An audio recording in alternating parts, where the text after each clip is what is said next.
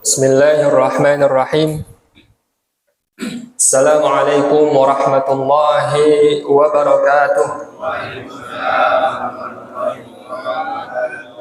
Alhamdulillah. Alhamdulillahilladzi hadana li hadza wa ma kunna linahtadiya laula an hadana Allah. Ashhadu an la ilaha illallah wahdahu la syarika lah. وأشهد أن سيدنا وحبيب قلوبنا وقرة أعيننا وهادينا وشفيعنا وقدوتنا ومولانا محمد عبده ورسوله وصفيه من خلقه وحبيبه سبحانك لا علم لنا إلا ما علمتنا إنك أنت العليم الحكيم وعنده مفاتح الغيب لا يعلمها إلا هو ويعلم ما في البر والبحر وما تسقط من ورقة إلا يعلمها ولا حبة في ظلمات الأرض ولا رطب ولا يابس إلا في كتاب مبين رب اشرح لي صدري ويسر لي أمري واحلل عقدة من لساني يفقه قولي واجعل لي وزيرا من أهلي اللهم لا سهل إلا ما جعلته سهلا وأنت يا حي يا قيوم تجعل الحزن إذا شئت سهلا اللهم أخرجنا من ظلمات الوهم وأكرمنا بنور الفهم وافتح علينا بمعرفة العلم وزين أخلاقنا بالحلم واجعلنا ممن يستمعون القول فيتبعون أحسنه وصلى الله على سيدنا ومولانا محمد صلاة تحل بها العقد وتفرج بها الكرب وتزيل بها الضرر وتهون بها الأمور الصعاب وترضيك وترضيه وترضى بها عنا يا رب العالمين والحمد لله رب العالمين وبعد. Yang sama-sama kita hormati dan kita muliakan, yang saya hormati dan juga muliakan para asatid, para orang tua, para sesepuh, bapak-bapak, para tokoh masyarakat, para hujjaj, wabil khusus hadir di tengah kita tokoh masyarakat, Bapak Ketua RW 10, Bapak Munzir, dan juga Bapak Ketua RT 10, Bapak Syahroni. Semoga beliau berdua diberikan kekuatan dalam mengemban amanah yang diberikan oleh negara untuk mengayomi kita semua. Wabil khusus hadir di tengah-tengah kita Bapak Haji Fuad, Bapak Mawardi, dan juga ayahanda tentunya Al-Ustadz Hasbullah. Wabil khusus al-khususil makhsus guru kita yang telah membimbing kita hingga saat ini dan insya Allah nanti setelahnya akan terus membimbing kita, al-mukarram wal muhtaram Samahatus Sayyid al-Ustadz Pamanda Dr. Andes Muhammad Sa'i. Mari kita doakan untuk guru-guru kita, orang tua kita, agar sekalian Allah Subhanahu wa taala panjangkan umurnya fi ta'atillah wa ta'at rasulih, dan juga Allah luaskan rezekinya, Allah jadikan anak-anaknya saleh dan salihah. Dan juga untuk kita yang hadir dengan kemuliaan majlis ini, Allah Subhanahu wa taala lancarkan segala urusan kita, Allah kabulkan hajat-hajat kita dunia maupun akhirat, dan Allah Subhanahu wa taala jadikan sisa umur kita ini penuh dengan keberkahan. Amin ya rabbal alamin. Hadirin jamaah Majlis Ta'lim Masjid As-Salamiyah yang dimuliakan oleh Allah Subhanahu wa taala. Sebelumnya ini perdana bagi Al-Fakir untuk bisa duduk di hadapan para jamaah. Tentunya ini dalam rangka belajar. Jadi perbedaan antara Al-Fakir dengan Bapak semua, bedanya saya di depan, Bapak di belakang. Bedanya Bapak di samping kanan dan kiri, saya ada di depan Bapak. Jadi tentunya tidak ada kemuliaan kecuali ketakwaan kepada Allah Subhanahu wa taala. Dan Bapak jamaah sekalian, di sini saya badal. Badal itu pengganti, Pak. Jadi sebenarnya guru utamanya kan sebagaimana kita tahu, Al-Ustadz Badruz Zaman sedang menyempurnakan rukun Islam yang kelima, pergi menunaikan haji. Dan di sini saya insya Allah akan mengisi kekosongan majlis ta'lim guru kita. Pada minggu lalu, Pamanda Ustadz Dr. Muhammad Sa'i memberi pesan ke Al-Fakir, sekiranya jangan diterusin. Jadi biar pengajian hadis, Ibadatul Ahkam, syarah dari Bulughul Maram, hadis yang berbicara tentang fikih, itu dipimpin oleh Al-Ustadz Badruz Zaman. Dengan saya ambil yang lain. Pamanda Ustadz Dr. Muhammad Sa'i mengusulkan ada dua, bisa pakai hadis yang lain, kitab lain, atau tafsir. Ala kulli hal, setelah saya pikirkan, Allah mengarahkan hati saya ke tafsir. Maka insya Allah pada pertemuan ini dan dengan izin Allah, insya Allah kalau ada kesempatan dan umur yang panjang, pertemuan yang selanjutnya kita akan mengkaji tafsir. Dan tafsir yang kita ambil insya Allah adalah tafsir Jalalain. Tafsir yang memang sudah umum dipelajari, tapi saya selama saya di sini, saya belum pernah mendengar Kampung Cilunguk ada yang membahas tafsir Jalalain. Jadi insya Allah mudah-mudahan ini menjadi bidayah permulaan yang diberkahi oleh Allah Subhanahu wa taala. Bapak-bapak jamaah sekalian yang dimuliakan oleh Allah Subhanahu wa taala. Saya di sini memilih tafsir tentunya karena tafsir berkaitan dengan Al-Qur'an, yaitu kalamullah. Kita udah tahu semua itu. Sebagaimana yang saya pernah sampaikan waktu kultum Ramadan, bahwa Al-Quran itu memiliki keutamaan yang sangat-sangat mulia dan banyak sekali keutamaannya. Salah satunya dari segi penamaan, Pak, Al-Quran itu bentuk masdar, sebuah kejadian. Jadi kalau dalam bahasa Arab, Pak, itu dia satu kata bisa mempunyai banyak kata. Doroba artinya memukul, yadribu artinya dia memukul, dorban artinya pukulannya. Yang pemukul, yang mukul itu dorib, yang dipukul namanya madrub. Alat memukul ya namanya midrob. Jadi satu kata dari doroba itu bisa membentuk banyak makna.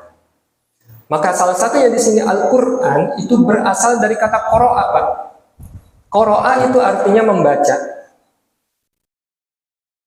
Lalu dari situ membentuk dua bentuk kata masdar, qira'ah dan Qur'an. Tapi di sini Allah Subhanahu wa taala memilih kata Qur'an, bukan qira'atan. Tentunya ada makna tersembunyi, makna yang sangat dalam yang harus kita cari. Maka ternyata kata para ulama lughah, ulama bahasa, bentuk yang diakhiri dengan alif dan nun di akhirnya, Quran, Irfan, Rahman, apalagi hayawan, syaitan,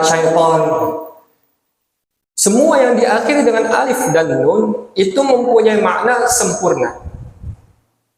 Maka Al-Quran mempunyai arti bacaan yang sangat sempurna. Irfan, orang yang pengetahuannya sempurna. Rahman, orang yang rahmatnya sempurna. Syaitan, makhluk yang sangat jauh, yang jauhnya itu sempurna. Karena asal katanya dari syaitona artinya ba'u dan syaitona artinya jauh. Jadi syaitan ditambahkan alif dan nun artinya jadi sangat jauh. Jauhnya udah bener-bener jauh dah, sempurna banget dah jauhnya. Inilah Al-Quran dari segi penamaannya saja itu nggak main-main, apalagi dari maknanya. Makanya Bapak, kalau seandainya saya mau tanya, ada nggak orang baca buku, dia nggak paham artinya, tapi dia mau baca? Jarang kita nemuin orang yang kayak gitu. Dia mau baca buku yang dia kagak ngerti. Ada? Kagak ada. Orang mau baca buku yang tentunya dia hobi atau yang dia ngerti. Saya berubah deh bahasanya jadi di bahasa kampung-kampungin. Bahasa asli Cilungup saya keluar. Jadi orang nggak ada yang mau baca buku yang dia kagak ngerti. Cuma satu, Pak, yang semua orang mau ngerti mau kagak dia baca. Apa itu? Al-Quran. Bapak paham, Pak? Alhamdulillahirrabbilalamin. Artinya apa? Mudah-mudahan kita tahu ya. Baca juga jarang. Bener gak? Banyak orang yang kagak ngerti, dia mau baca Al-Quran. Itu cuma Al-Quran. Kemudian saya tanya lagi, ada nggak bacaan yang diatur sedemikian rupa tata cara bahasanya, tata cara bacanya maksud saya? Kalau sampai di sini nih berhenti, kalau di sini ini nyambung jangan diberhentiin. Kalau udah dapat tanda ini berhenti. Itu cuma Al-Quran, Pak. Novel yang lain ada koma kita baca, terobos aja nggak apa-apa. Tapi Al-Quran tuh nggak bisa. Kalau udah ada waqaf, ada qaf dan lam. Apa Pak artinya? Lebih baik kalau nyambung boleh, tapi lebih baik berhenti. Kalau ada tanda shad dan lam, artinya apa Pak? Lebih baik disambung, diterusin. Tapi kalau berhenti nggak apa-apa. Tapi lebih baik disambung. Kalau ada tanda jim, boleh milih, berhenti boleh, sambung boleh. Kalau ada tanda mim, Pak, berhenti wajib. Itu namanya mad lazim. Itu ada tuh di surah Yasin. Biasanya kita kalau baca terobos aja tuh. Itu di akhir ada. Makanya kalau baca Al-Quran, pakai Al-Quran Mushaf Utsmani.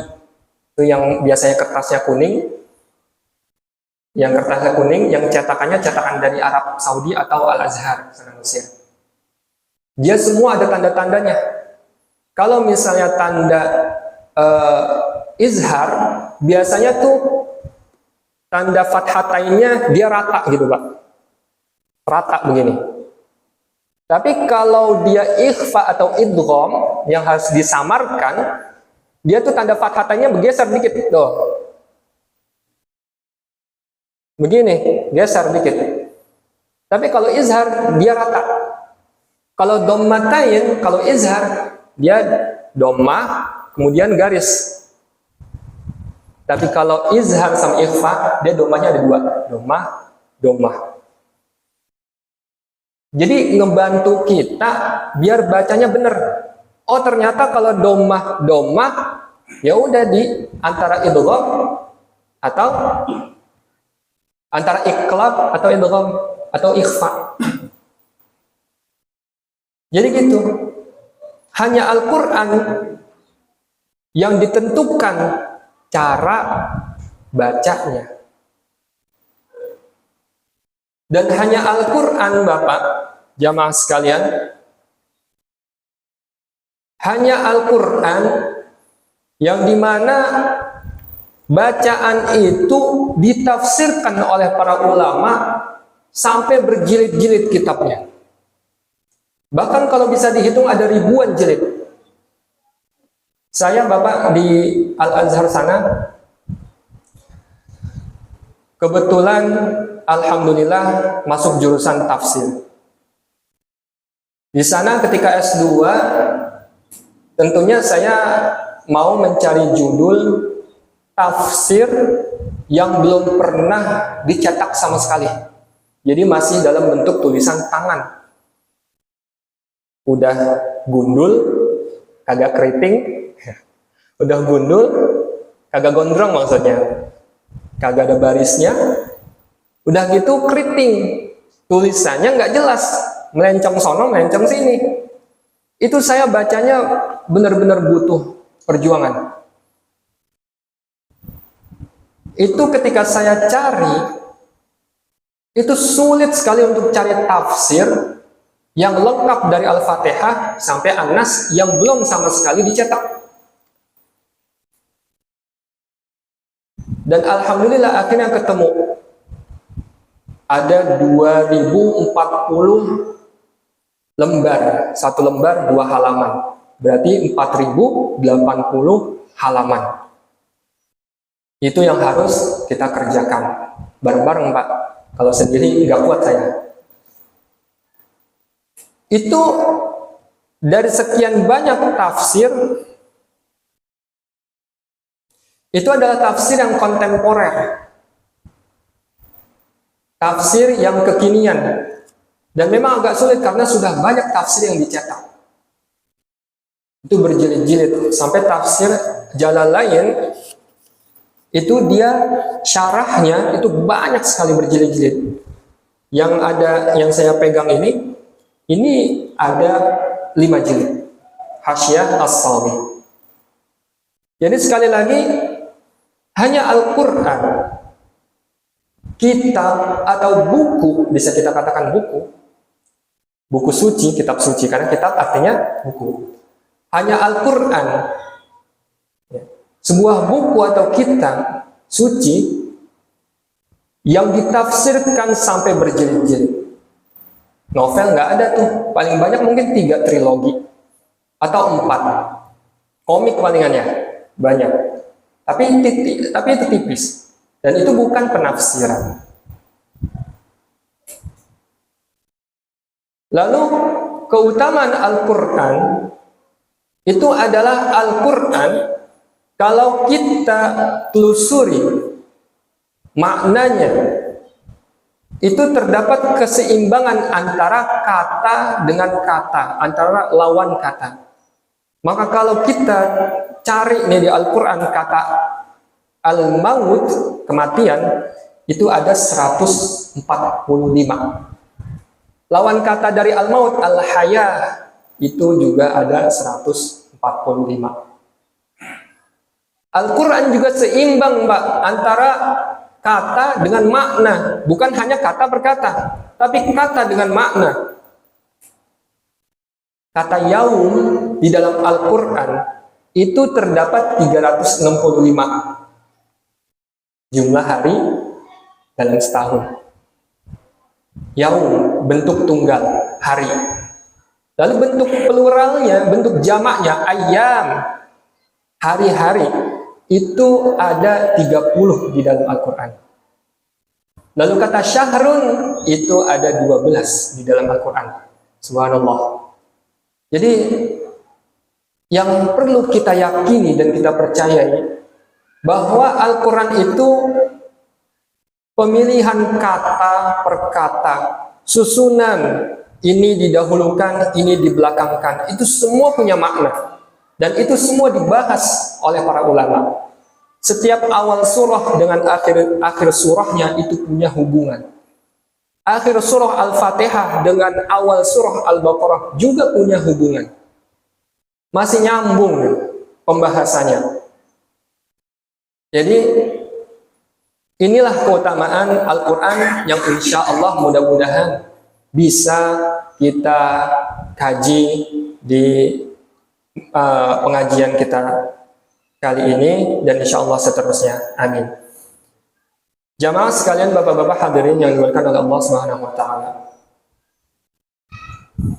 Lalu alasan yang kedua, saya memilih tafsir di samping Al-Quran merupakan kalamullah. Yang kedua, itu sejalan dengan ruh semangat Khatmil Quran yang kita adakan setiap tahunnya, yang dipelopori oleh guru kita, Pamanda Ustaz Dr. Muhammad SAW. Jadi beliau sudah memulai Khatmil Quran, yang mana kita khatamkan Al-Quran pada setiap malam Jumat. Yang tentunya kita membaca di situ dari juz 1 sampai akhir. Karena membaca Al-Quran, mau paham tidak paham, kita akan mendapat pahala. Kita sering mendengar hadis yang dikatakan oleh para penceramah, para pendai, guru-guru kita, bahwa orang yang membaca satu huruf Al-Quran itu akan mendapatkan 10 kebaikan. Itu 10 kebaikan, Pak. Itu batas minimal. Kita baca Al-Quran tanpa wudhu dan di luar sholat. Tapi kalau kita baca Al-Quran dengan wudhu, itu dapatnya 25. Kalau kita baca Al-Quran di dalam sholat, berdiri, itu dapat 100. Kalau nggak kuat berdiri, duduk, itu dapatnya 50. Apalagi kalau kita baca Al-Quran ketika waktu-waktu yang Allah muliakan seperti Ramadan, sampai dilipat gandakan 700 kali lipat.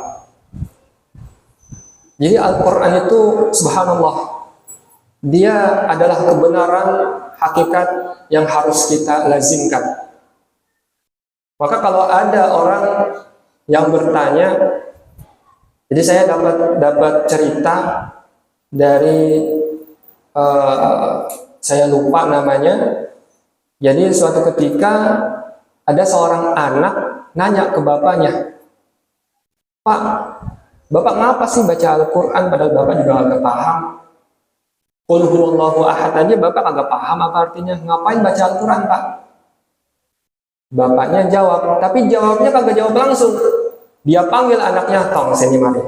Ibaratnya kita pakai bahasa yang mudah dipahami. "Tong, sini kemari. Ini ada keranjang basket. Lu bawa ke sungai, lu ambil air sungainya pakai tuh keranjang, bawa kemari." Dilaksanain sama anaknya. Ya udah, Pak. Emang anak soleh ya? Dia manut aja.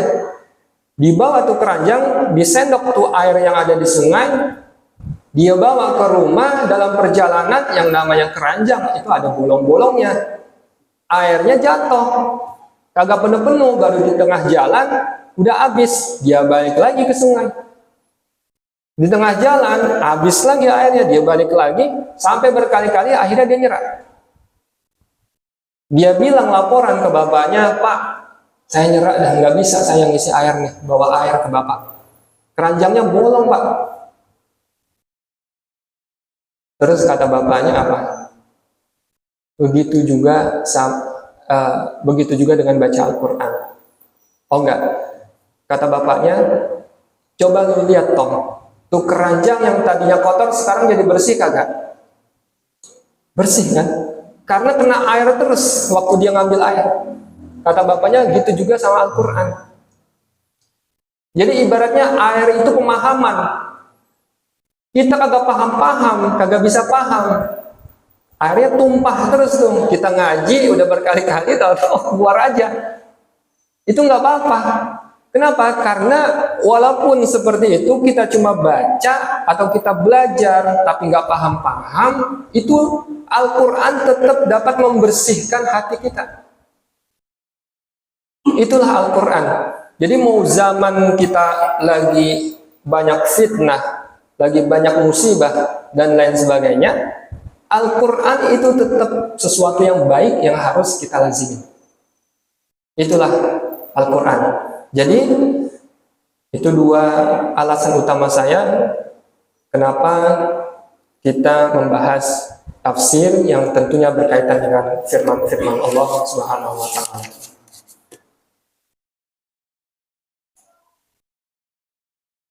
Bapak-bapak hadirin jamaah yang dimuliakan oleh Allah Subhanahu wa taala. Sedikit kita membahas tentang pengenalan tentang tafsir Jalalain. Tafsir Jalalain ini Pak merupakan tafsir yang mu'tabar, populer, dipelajari di semua negeri. Bahkan yang mensyarahkan itu banyak sekali. Ini sebenarnya namanya nggak ada, tafsir aja, tafsir Al-Quran. Tapi kenapa dinamain tafsir Jalalain?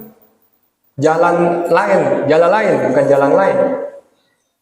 Karena yang mengarang itu adalah Al-Imam Jalaluddin Al-Mahalli dan Al-Imam Jalaluddin As-Suyuti.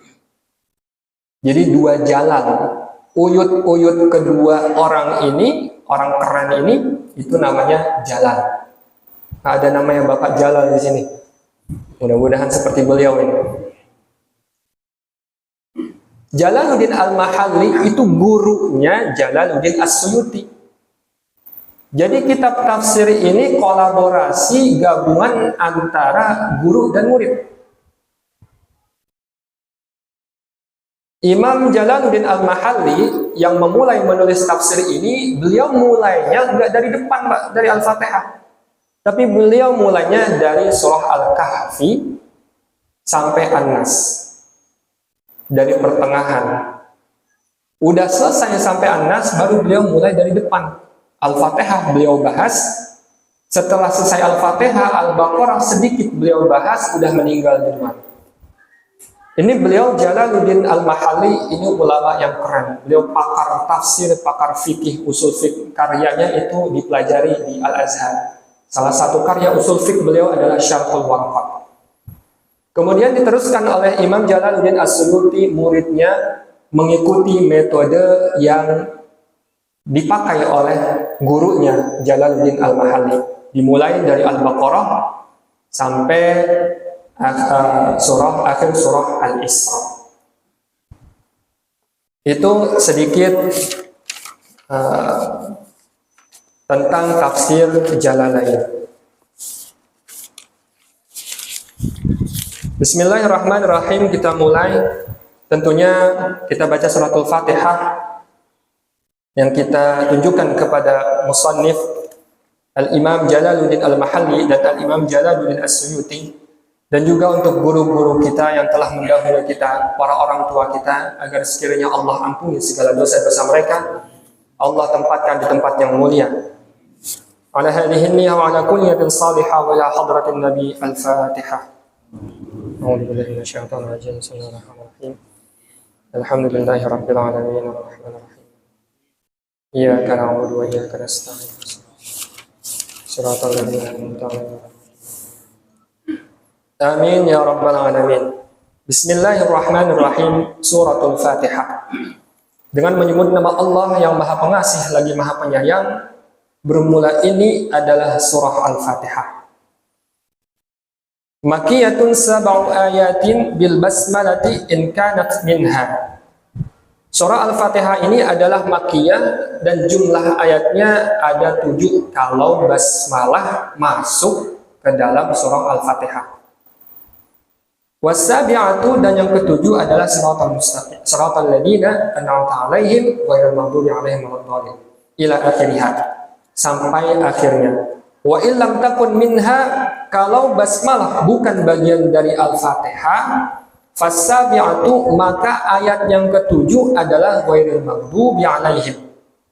Jadi di sini beliau musannif berbicara tentang jumlah ayat. Sebelum masuk jumlah ayat, di sini saya ingin menjelaskan kata makiyah. Al-Quran itu Pak, punya dua kategori. Ada kategori makiyah, ada kategori madaniyah. Ini lagi-lagi keutamaan Al-Quran. Nggak ada bacaan yang sampai diklasifikasi di mana turunnya, siang atau malam, lagi ke dalam keadaan apa, dan lain sebagainya. Ini salah satunya. Al-Quran ada yang makiyah, ada yang madaniyah. Makiyah itu apa? Makiyah itu Al-Quran diturunkan sebelum Rasulullah SAW hijrah ke Madinah. Jadi bukan karena namanya Makkiyah turunnya di Mekah. Karena ada ayat yang turunnya di Taif. Jadi masih Taifiyah kan gitu. Nggak ada. Yang ada cuma Makkiyah dan Madaniyah. Berarti kalau Makkiyah adalah ayat Al-Quran yang turun sebelum Rasulullah hijrah, maka Madaniyah adalah ayat yang turun setelah Rasulullah hijrah. Ini penting Pak untuk mengetahui mana yang Makkiyah turun sebelum hijrah, mana yang Madaniyah turun setelah hijrah. Karena nanti efeknya ke hukum. Ada ayat-ayat Al-Quran yang berbicara tentang hukum turunnya di Mekah. Lalu ada hukum setelahnya turun di Madinah bertolak belakang dengan hukum yang pertama. Bagaimana jadinya? Berarti ada kontradiksi, ada pertentangan antara Quran yang turun sebelum hijrah dengan Quran yang turun setelah hijrah. Kalau kita tahu mana yang sebelum hijrah, mana yang setelah hijrah, berarti yang sebelum hijrah itu dihapus hukumnya, nggak berlaku lagi. Nah, ini salah satu pentingnya kita mengetahui ini ayat turunnya sebelum hijrah atau setelah.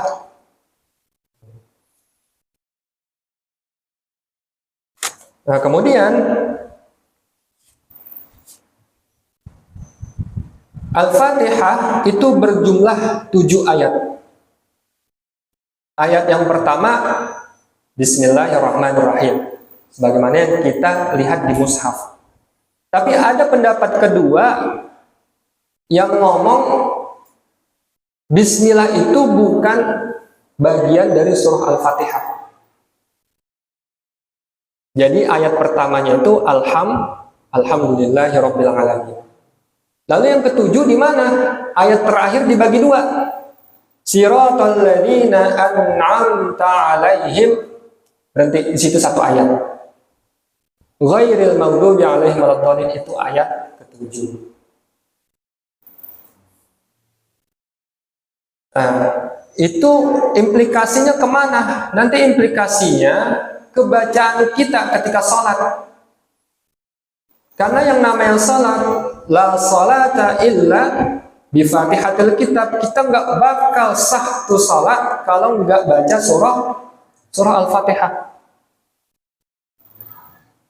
Nah terus, kalau kita mengikuti mazhab Imam Syafi'i tapi kita ikut-ikutan kagak baca basmalah, itu gimana? Sah apakah enggak sholat kita? Sedangkan sholat adalah imaduddin, tiang agama, dan yang pertama kali dihisab di akhirat nanti. Implikasinya ke situ Pak, dari tafsir ini, apakah basmalah termasuk bagian dari Fatihah atau tidak?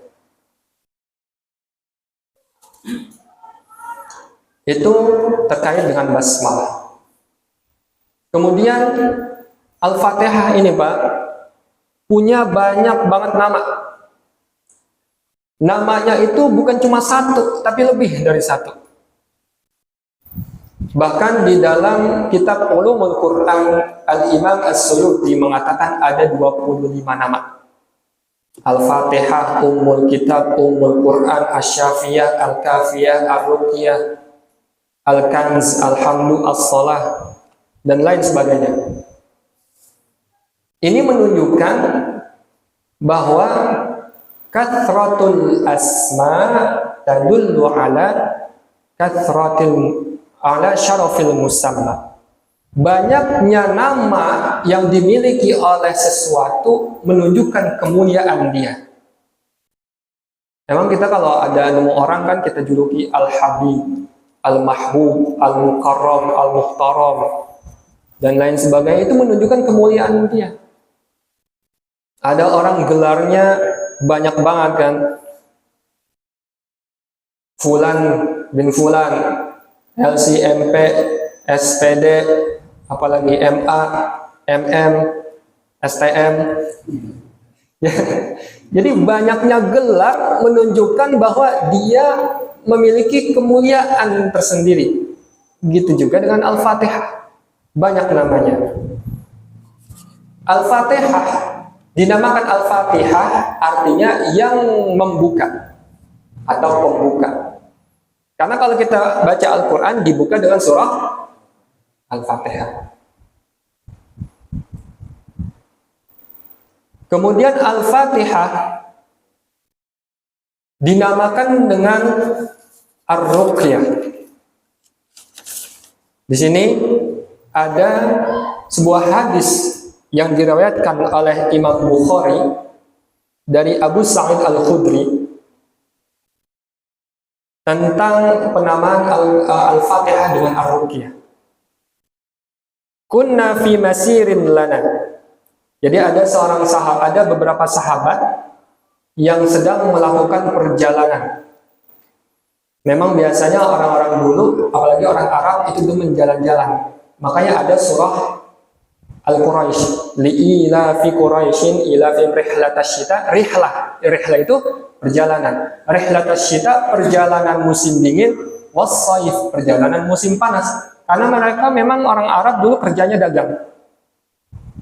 Nah, jadi ini para sahabat bercerita, kunna fi masirin lana. Kita dulu lagi dalam perjalanan nih. Fanazalna, mampir dulu istirahat. Faja'at jariyatun. Nah, di tempat istirahat itu ada kafilah yang lain di samping mereka. Tiba-tiba ada budak perempuan datang nyamperin mereka. Faja'at jariyatun. Faqalat, kemudian budak perempuan tersebut berkata, inna sayyidal hayyi salimun. Sesungguhnya ketua suku saya lagi sakit. Tapi di sini pakainya kata salim untuk tafaulan, untuk pengharapan biar sembuh. Salim itu kan artinya sehat, selamat, bukan marid. Marid artinya sakit. Inna sayyidal hayyi salimun, kepala suku kita lagi sakit.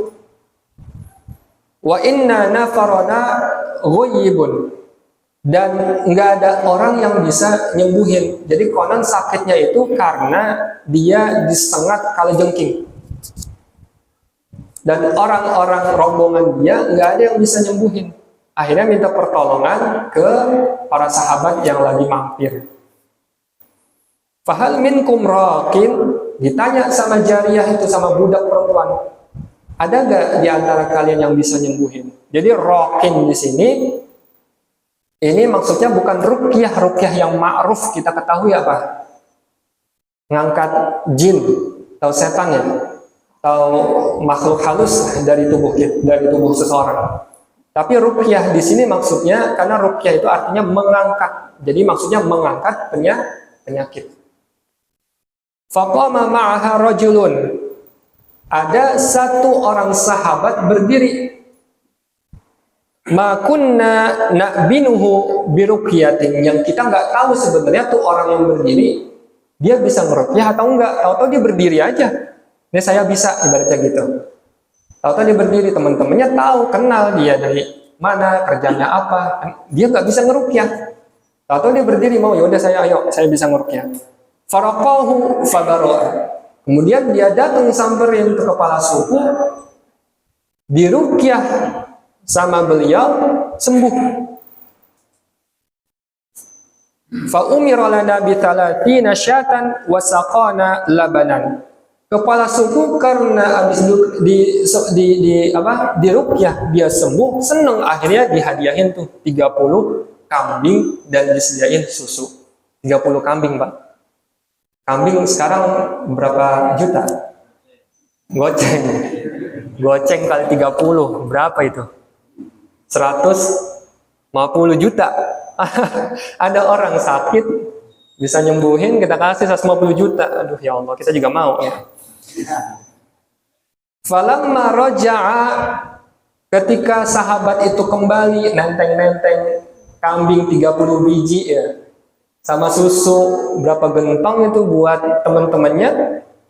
Qulna lahu, para sahabat yang lain nanya kaget, akunta tuhsinu ruqyatan au kunta tarqa? Ente itu sebenarnya memang jago meruqyah apa pura-pura? Emang karena teman dari awal dia tahu temennya nggak bisa ngeruqyah, makanya dia tanya, emang ente bisa Apa pura-pura sih? Soalnya di bawah hasil kambing 30 biji. Qala, sahabat yang meruqyah berkata, "La, enggak, saya enggak bisa." Lah terus gimana itu orang sembuh? Kepala suku sembuh itu.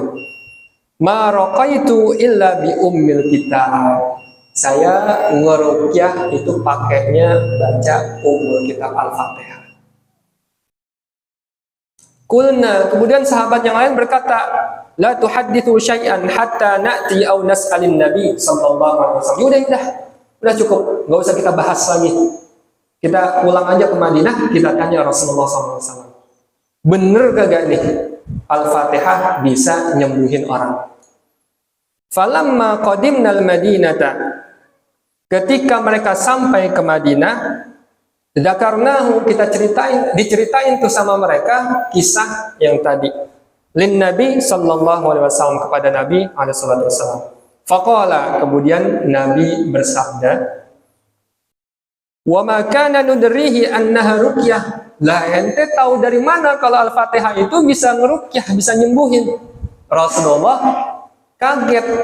Sahabat, kok bisa tahu Al-Fatihah bisa nyembuhin? Kaget Rasulullah. Berarti ini menunjukkan bahwa Al-Fatihah memang bisa sebagai wasilah kita untuk menyembuhkan penyakit. Sampai Rasulullah habis itu ngomong, iqsimu, ya udah bagi-bagi tuh kambing, potong sebagian, bagi-bagi ke sahabat-sahabat yang lain.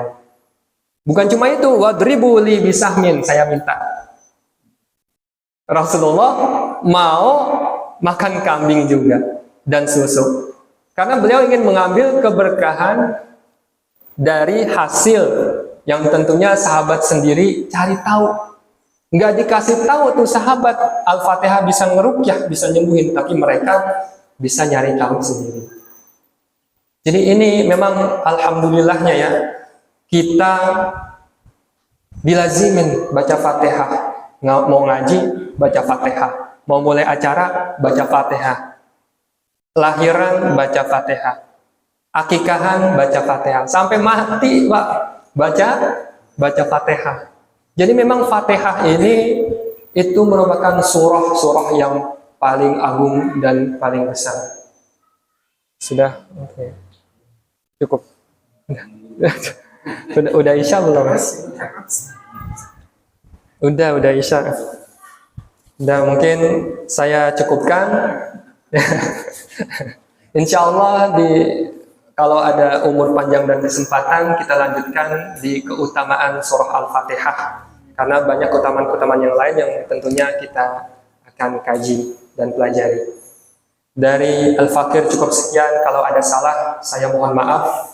Dan tentunya mohon dikoreksi untuk para guru-guru dan para asatiz jika Al-Fakir ada kesalahan. Mohon maaf juga pada bapak-bapak kalau memang ada salah kata dan salah ucap.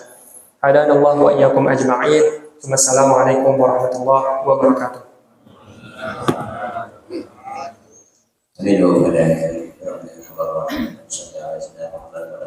اللهم انفعنا بما علمتنا وعلمنا ما ينفعنا وزدنا يا الله علما نافعا وزدنا يا الله لا ترد خاشعا تقبل رحمنا ذكيا رزقا واسعا قدرا كثيرا وارزقنا بالعلم وزينا بالحلم واكرمنا بالتقوى سلطانا ربنا اتنا في الدنيا حسنه وفي الاخره حسنه وقنا عذاب النار وصلى الله وسلم على